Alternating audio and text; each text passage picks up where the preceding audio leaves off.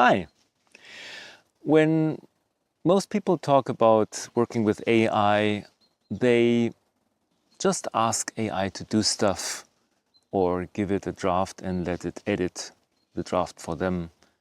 And that's something that Ethan Mollick called Centaur mode, where you let the AI work and that's it. I'd like to talk about a different mode, which is a bit in reverse and a much deeper way of working with AI, where you have a deep dialogue, maybe even let the AI write the draft and you edit it, which Mollick calls Cyborg mode, because it's much more tightly integrated. So, what does Cyborg mode look like in practice? I like to start a new project by going into a deep dialogue with Claude, my favorite AI, and I usually start with brain dumping. I just write everything down that I think about this topic, like this one when we prepared this video, and I just write my thoughts and ask Claude to help me find parallels, help me expand it, help me challenge them, help me find blind spots. So we actually kick thoughts back and forth for a long time and go through various iterations, which I find to be very, very enlightening because I'm not a native English speaker. And so it actually comes up with some really good ways of expressing what I want to say. And I get to learn more about English, and I also get to learn more about my own thinking. And the interesting thing is, the more I put into the dialogue, the more me the result becomes. So I would encourage you to have really deep conversations with your favorite AI of choice, and just use AI as a sparring partner, as a conversation partner, and encourage it to challenge your thoughts, come up with better thoughts, come up with better explanations. And I found over time that this is a bit like the opposite of a social media echo chamber. You know, the social media echo chamber, where the social media network decides what you're getting based on what it thinks you want. You can flip this concept around, because when going into a deep dialogue with an AI tool, you get to shape that chamber based on your own values, your own preferences, your own way of thinking, but you also get to shape it around new concepts that you would like to introduce that are not that familiar to you. For example, I like to invite people as virtual versions of themselves into the dialogue by asking Claude to say, hey, let's invite somebody like, I don't know, Simon Sinek, and give us their view of the topic here, which is a great way to expand the ideas and expand your thinking on a topic. So this resonance chamber thing really works well, and it helps me kind of crystallize my thoughts better. And over time, Claude and I, we came up with a new term for this. We are now calling it mind jamming, which is a pretty nice way of describing what happens during a deep dialogue with Claude.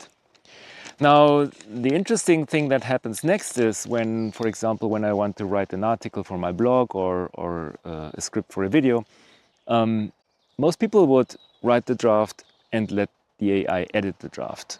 And I found the other way to work much better, because after such a long dialogue, there's so much words and stuff and ideas from me in the dialogue that I just ask Claude to write the first draft for me. And that's actually really good, because no more blank pages to stare at. It just spits out a it spits out a draft. And first thing is, no more blank pages. The second thing is, I see the draft and I immediately find things that aren't right. So my OCD kicks in and says, oh, that shouldn't be there, and we need to phrase this differently, and this should get out, and instead we need to put this in, and here's something new I want to put in.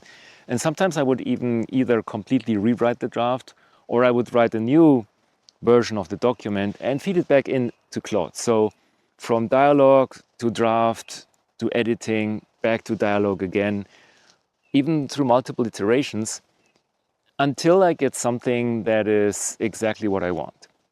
And that's the beauty of it. It blurs the line between dialoguing, drafting, editing, and thinking. And usually, and that's the ironic part, the more I put in, the more the result becomes me, and the less it sounds like generic AI work. So the difference is, if you just ask an AI to write something for you, of course you're gonna get something that sounds a lot like AI slop that's superficial and kind of generic, because there's not much you in it.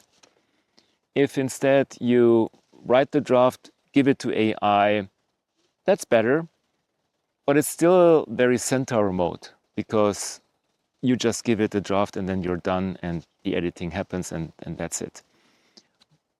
All of this dialoguing back and forth, letting Claude write the draft, editing Claude's draft and giving it back, gives me the opportunity to explain my changes.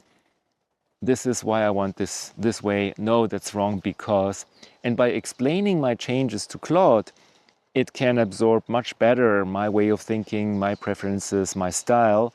And then it creates a much better version of my content and helps me write better content in a much closer voice that's like me, right? And you can use multiple mechanisms within the session, that's fine, or you can leverage the memory that most AI tools bring with them. In my case, I'm using Claude Cowork, so it takes notes and stores them on its folder so it can refer to them back. So over time, Claude really learns how to think like me, but also gives me the opportunity to challenge my own thoughts and bring in external thoughts. So over time, Claude is becoming this colleague who knows you really well, but also knows you how to challenge you into the right direction, and less like what most people experience, less like the caffeinated intern that is very eager to help but spits out something very generic. So I would encourage you to try it out. Try having more deep dive conversations with AI, give it a full brain dump of what you're thinking and really explain your changes. Maybe try out letting Claude write the draft and then edit the draft yourself, which is like the reverse of what most people are doing, and use that to bring in more of your perspective into the whole collaboration. Collaborate much closer with your AI tool, go more deeply into cyborg mode and see what happens. In my case, I find that with every iteration, the result becomes much better and it becomes much closer of what I like and what I think is more me. Check out my blog. I'm going to write down a more detailed version of this in my blog with a bit more structured workflow, if you will. And if you like this kind of content, please subscribe to my channel and see you next time. Thank you.